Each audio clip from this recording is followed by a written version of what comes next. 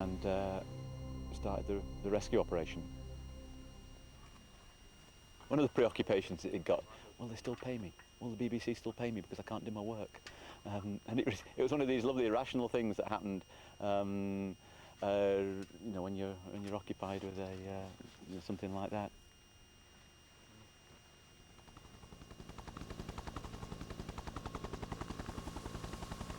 At 5 to 6, the helicopter arrived, and it actually came in backwards down the gorge.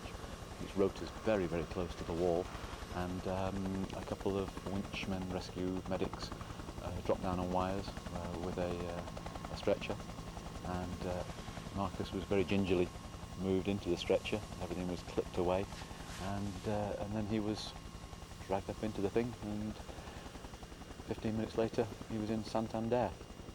They've lost a strong member of the team. They're tired. But they've all been through this before. So, the next day they go back on the road to Wigan Pier.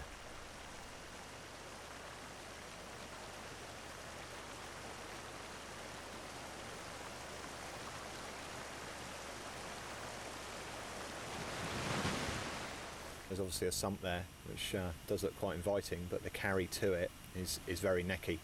It's going to be an interesting carry.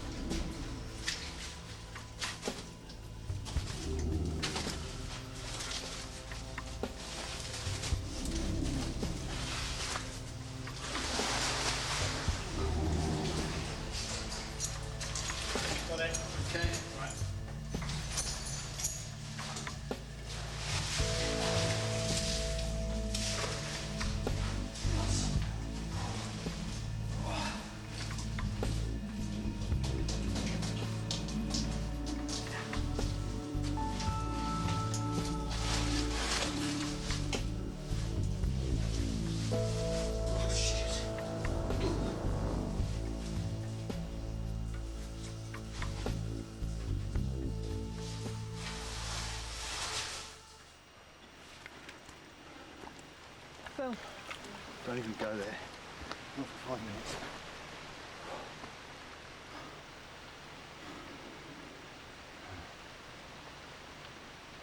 Phil, after the first dive at Wigan Pier.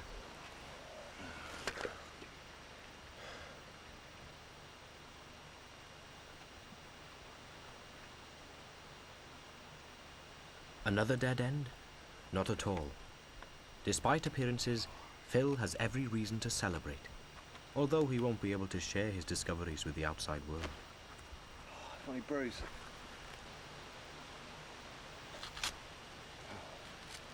There was a problem. When they reached the sump, they found the underwater camera had flooded. They decided to press on, first with Phil, who resurfaced at the other end of the sump. Did the honourable thing, turned around, swam back like a maniac to get the Gavin.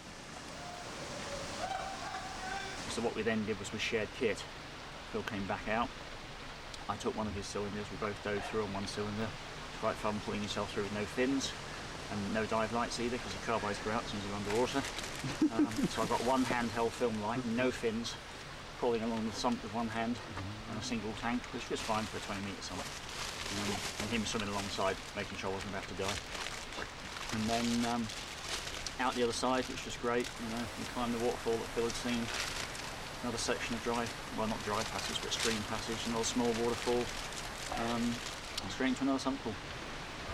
So I went in with a single cylinder just to have a quick recce, and immediately it started descending deeper, approximately 50 metres in, and at 20 metres of depth was a huge room filled with water, very clear visibility, and the only way on was vertically above.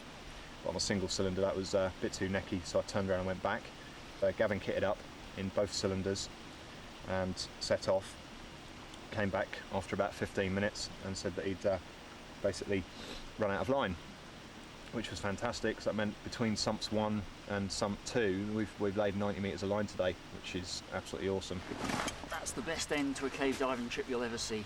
is an empty line reel. Yours, I believe, sir. Cheers, mate. As soon as we left that sump pool and left Colin and Mark behind, we're in completely unexplored territory. You're swimming through a passage that's being formed by the water you're swimming in as you're swimming in it. And it's never seen light, it's never seen a person or anything. It's definitely a privilege to be able to do it, and to be allowed to do it. I have carried so much gear in there. And what did you do today, Gavin? You wore your trainers, your caving suit, and what else were you carrying? Well, I was carrying a video camera. A video camera. And what did you dive with? Well, I dove with a single tank and a mask. Yes, and a mask, yes. So all that stuff. And what did you come out of the sump with? Well, I came out with a mask, Yeah, basically. exactly. Jim? Hey? Telephone call. Oh, thanks. Yeah, good. Just what you needed. Hello? Hello? How you doing? Hang on, it's Marcus. Oh, I'm good. alright. No. How you doing? You got back okay? Excellent. Where are you? Back in Bristol? Right. Yeah, no, they went in there. They went back in today. And I'll tell you what, that bolt didn't pull out. It didn't actually pull out. What happened is it sheared off. They found it. Anyway, how's the leg? Our Wanderer Close pain. So they got you on painkillers? Right, okay. Do you want to speak to any? Can I have a quick word, Jim? No, he's cut. He's cut. He's cut off. If you've been to the edge of your own experiences, it just puts you on a natural high. You know, everything seems great for the sort of the time immediately after what you've just done. So what happened to you today on your bike ride then, Jim? I went Cape. What happened to you on your bike ride today? It was all right. No, it wasn't. You fell off. Come on, tell the truth. I fell off and hurt myself, but it was not as funny as the girl that fell into the stinging nettles, I can assure you. The team begin to wind down. Colin has to go home to a more normal life. Jim has a fresh party of trekkers to look after.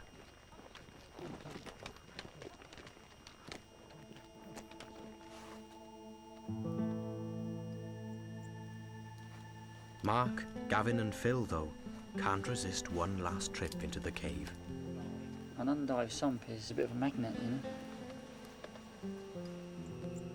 So they continue to go in and out of the mountain labyrinth, explorers of Earth's inner space, who have cut through the pitch blackness with a few brief minutes of torchlight, and who have left behind a precious memento that will one day help solve the riddle of the maze.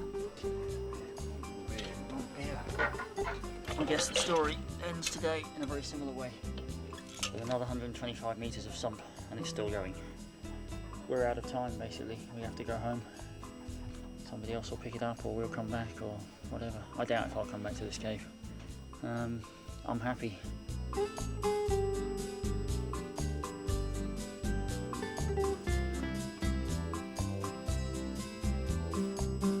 Feel the heat of the Australian outback, an incredible endurance race, Extreme Lives, next Monday at 11:15 here on BBC One.